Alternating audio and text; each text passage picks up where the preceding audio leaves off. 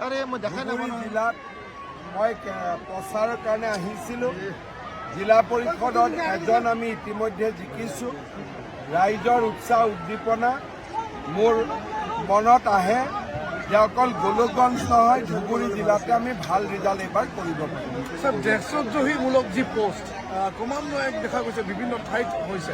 মইতো আজিয়ে কৈছোঁ যে যোনে পাকিস্তান জিন্দাবাদ বা দেশদ্ৰোহী পোষ্ট দিব, আইনৰ ৰাস্তা দি গৈ সিহঁতৰ চবৰে ঠেং ভাঙিব। চৰকাৰী গাড়ীত উঠিব 2026 বিজেপি জইন কৰিলেতো পাৰিবই চৰকাৰী গাড়ী। জইন কৰিব বিচাৰিলে ল'ব নেকি বিজেপিয়ে ল'ব নেকি? লৈ ল'ম।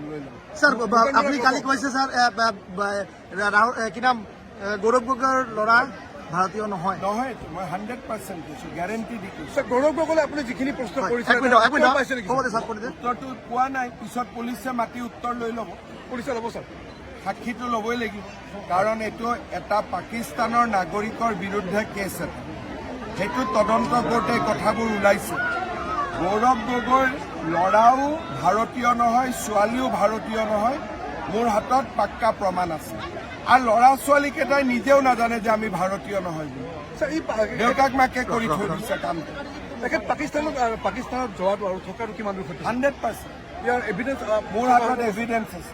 ইয়াৰ ভিত্তিত কিবা কৰিব নেকি? অবৈধভাৱে গৈছে নেকি? এতিয়া আমি চাই আছো 15 দিন কি কৰি আছিলে তাততো কোনো টুৰিজিম প্লেচ নাই, তাতেতো যি আছে সন্ত্ৰাসবাদীৰ আড্ডাই আছে। এতিয়া আমি চেষ্টা কৰি আছো যে 15 দিন কি কৰিছিলে, যোৱাটোতো 100% কনফাৰ্ম। দেশ বিৰোধী কিবা কাৰ্যকলাপত জড়িত আছে বুলি আপুনি ভাবে তাতেতো নেকি? দেশ প্ৰেমৰ কোনো কামেই নহয়। পাকিস্তানত ভাৰত প্ৰেমৰ কিবা কাম হ'ব নেকি? স্যাৰ পাকিস্তান হামলাৰ পিছতে ৰবাৰ্ট বাড্ৰায় একেবাৰে বিৰূপ মন্তব্য কৰেছে।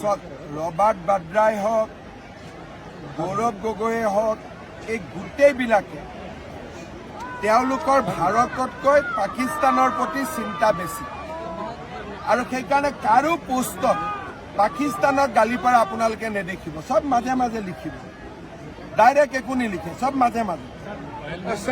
স্যার আজি নির্বাচন অনুষ্ঠিত হৈ আছে।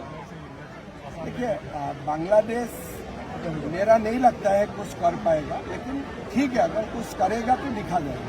স্যার ঘর সত্যি বিবেচনা নাকি স্যার? এতিয়া আপোনালোকে মোক এইবিলাক কথা মই ইমানখিনি কোৱাৰ পিছত বাকীখিনিতো আপোনালোকে লিখিব লাগে, আপোনালোকে ক'ব লাগে। স্যার আপোনালোকে যদি নকয় তেতিয়াহ'লে আপোনালোককে মই সুধিব লাগিব আপোনালোক কি বুলি।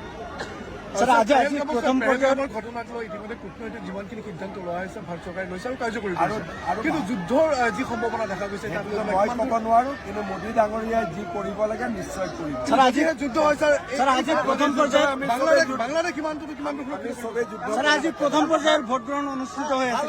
কি হৈছে? 100%